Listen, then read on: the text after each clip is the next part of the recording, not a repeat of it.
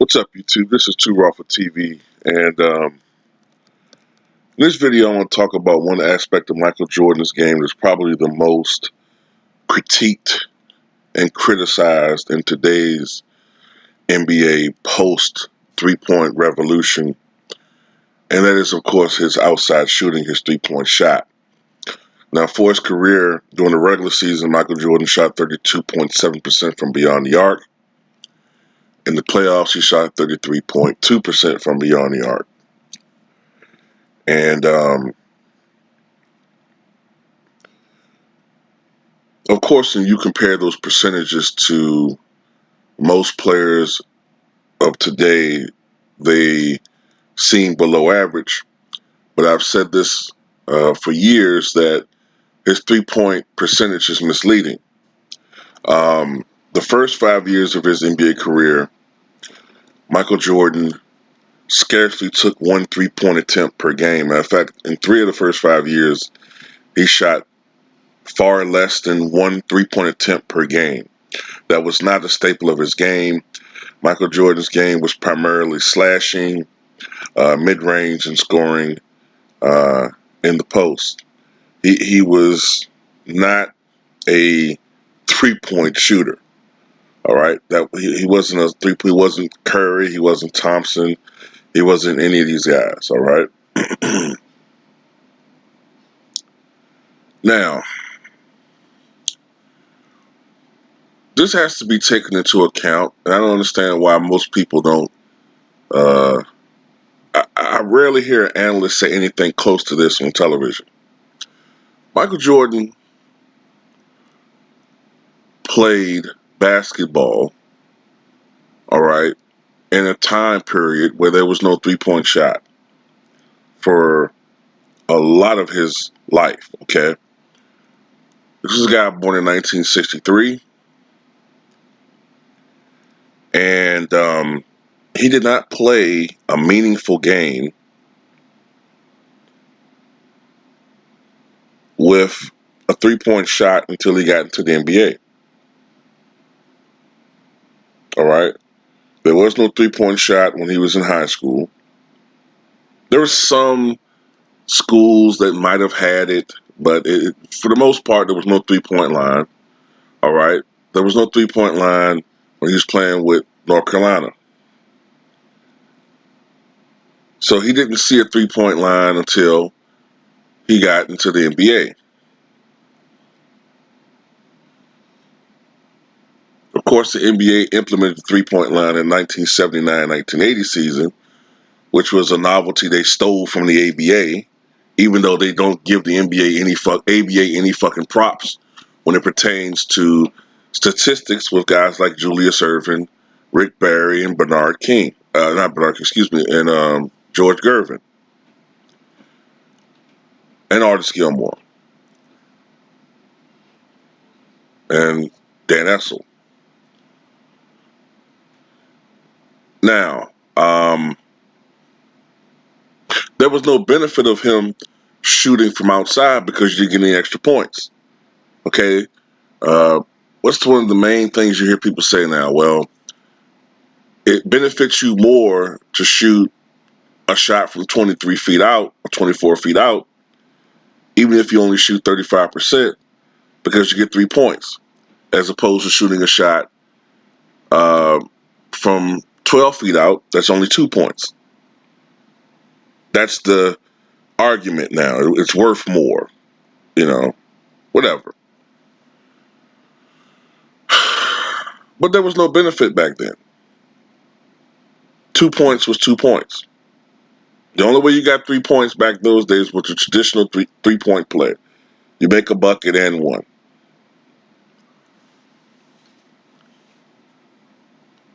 The first year that he really utilized the three-point shot was the 89-90 season, which was the first year that Phil Jackson became the head coach of the Chicago Bulls. And interestingly enough, that was also the first year that Michael started playing a little bit more off the ball. And it was also the year that Michael Jordan infamously entered the three-point contest in the All-Star break and had the lowest score ever uh, achieved. I think only 5 points. Okay, Michael Jordan was not a catch and shoot player. That contest tends to benefit guys who are very good at spotting up, and catch and shoot players. And Michael Jordan was a better. I mean, he could do that, but he was better scoring and shooting off the move. Him just standing there and then catching a pass and shooting, that really wasn't his mo. Now I don't know what, for whatever reasons, but the next couple of years he kind of reverted back to not shooting the 3-point shot a lot. And that year that he did shoot it at 3 attempts per game, the 89-90 season, he actually shot at a very good percentage. He shot nearly 38% from beyond the arc, which is, of course, an excellent percentage even in today's NBA. For the next couple of years, he kind of went back to being more of a mid-range scorer, scoring mostly mid-range, but he was becoming more and more of a jump shooter. He would still drive, he could still take it to the hole, but he was doing a little bit less and becoming more and more of a jump shooter. Now, I don't know whether his success in the 3-point line and not in the 92 playoffs, in particular the 92 finals, and we all remember the game one where he made the 6 3-pointers in the half. At the time, that was an NBA Finals record.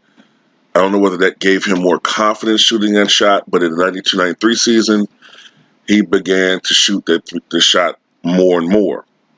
And that year, he shot 35% from beyond the arc, which was higher than the league average.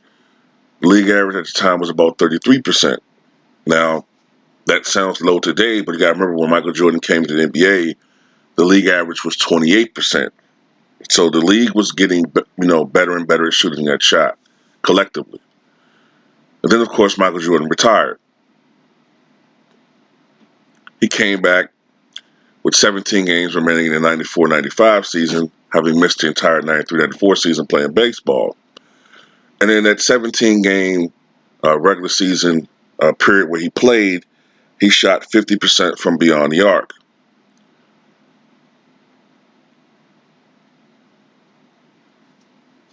Of course, the league had changed the 3-point line to the point where instead of it being 22 feet at the corners and 23 feet 9 inches going towards the top of the key, it was a uniform 22 feet all around. And it stayed that way for the next 3 years. And this was an attempt to increase scoring. Well, we really didn't see that too much. In fact, league scoring still kept declining. And then in 97-98 season, the league reverted back to its original distance with the 3-point line of 23 feet 9 inches, of course, 22 feet around the corners. And some people will say, well, look, the first year to do that, Michael Jordan 3-point percentage plummets. That's proof that he was helped by the line. I don't think it's as simple as that, and I'll tell you why. That last year he played with the Chicago Bulls, those of us who remember watching, remember that he hurt, he severed a tendon in on one of his fingers in his shooting hand. Now we all know that the further you get out, the further you are shooting from the basket, excuse me.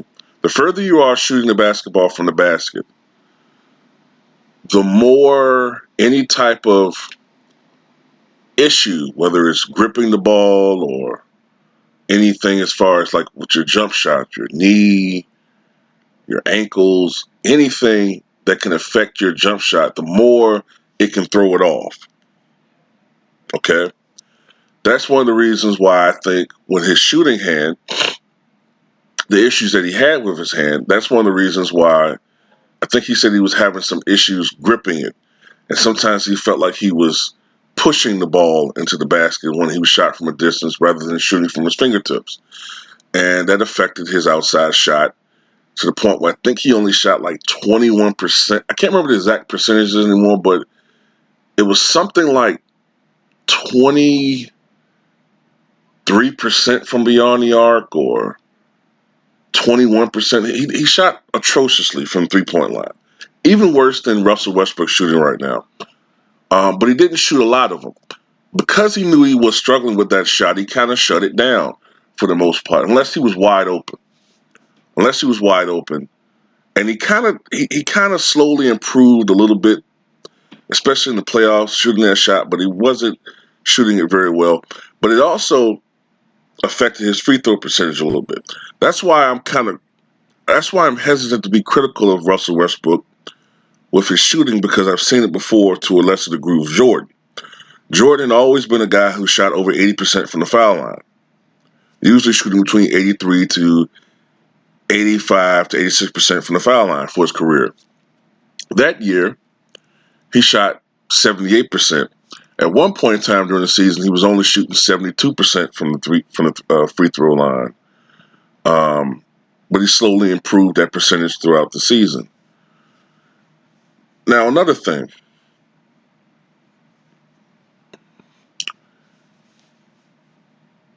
it's not necessarily true that just because you shorten the 3-point line, that would equate to a higher percentage. Because if you look at guys like Reggie Miller, if you look at guys like Mark Price, even Glenn Rice to an extent, though his percentage did kind of go up somewhat. So maybe it did help him out. But other guys like Dennis Scott, okay, Kenny Smith, you, you really didn't see a jump in their percentage when the 3-point line got shorter.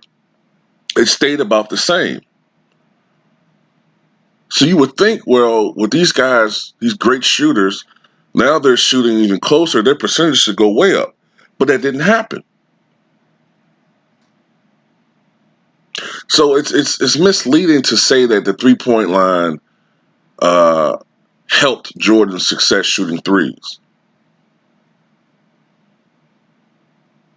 You know, I'm not convinced of that one. You know what I mean? In '96, Jordan shot his best overall percentage for a full season. He shot nearly 43% from beyond the arc. In '97, he shot 37% from beyond the arc. I don't really like to include his Wizards years because this is when he was becoming plagued with injuries, injuries to his knees. Um, he had to wear, I think, like a orthopedic lift in one of his shoes or padding in one of his shoes. And when you have issues with your legs, it's always going to affect your outside shooting. So he didn't shoot the 3-point shot well at all with the Wizards years. So I kind of exclude that. And if you do exclude the Wizard years, then his 3-point percentage jumps up to 33.2% or something like that, which is exactly what he shot in the playoffs for his career. All right. If you take away the first 5 years of Michael Jordan's career when he really wasn't shooting that shot, he was shooting more desperation heaves. Uh, he might uh, take an attempt with the shot clock running down. That's more or less the 3-point attempts he was taking those first couple of years. If you take those years away, his percentage jumps up to about 35% or so, right, for his career, which is what I think he really was, a 35% career 3-point shooter. And I'll tell you another reason why I think that's about accurate. If you look at his NBA Finals career, right, from 91 through 98, his percentage in the finals is a little bit under 37%. which is which is right on line with the percentage that I said he probably was for his career if he was to shoot that shot consistently for his entire career. It's the same argument I make for Larry Bird. Larry Bird was 37.6% for his career. Bird did take the three-point shot his rookie year, but for the next, I think, 4 years or so, Bird kind of stayed away from the three-point line. He didn't use it again as a weapon until the 85-86 season, the year they won 67 games, the year they went 40-1 at home and beat the Rockets in the finals. That was the first year he started using that shot as a weapon again, and he would use it as a weapon for the remainder of his career. And I always said I thought Bird was really a 40% career three-point shooter. If you take those couple of years away, if my memory serves me correctly, he's about 39% or so for his career, which is on line with the 40% claim that I made if you take those years away. So anyway, the point being is this. I think that Michael Jordan was a very good three-point shooter. Was he on line with the great shooters of history like Stojakovic and Rice and Curry, Thompson, Petrovic, Miller, Ray Allen? Of course not. But he was a very good three-point shooter. And another thing I want to say, too, in closing, some people like to mention that the last year the three-point shot was at its regular distance in 93-94. The league average was 33%. And then it jumped up to 36% when they shortened the line. And that's evidence that the shortened three-point line was helping players shoot that shot. Well, I think it's a little bit misleading to say that, because what you also have to remember is this. Around the time of the mid-90s, that's when you started having guys coming into the league that were actual three-point specialists. Guys who had played their entire collegiate careers with three-point line, guys who had actually played their entire high school prep career with a three-point line. Remember, that didn't really get implemented into the NBA, into high schools, maybe by the, what would you say, the mid-'80s? Maybe. College implemented it fully by 86, 87.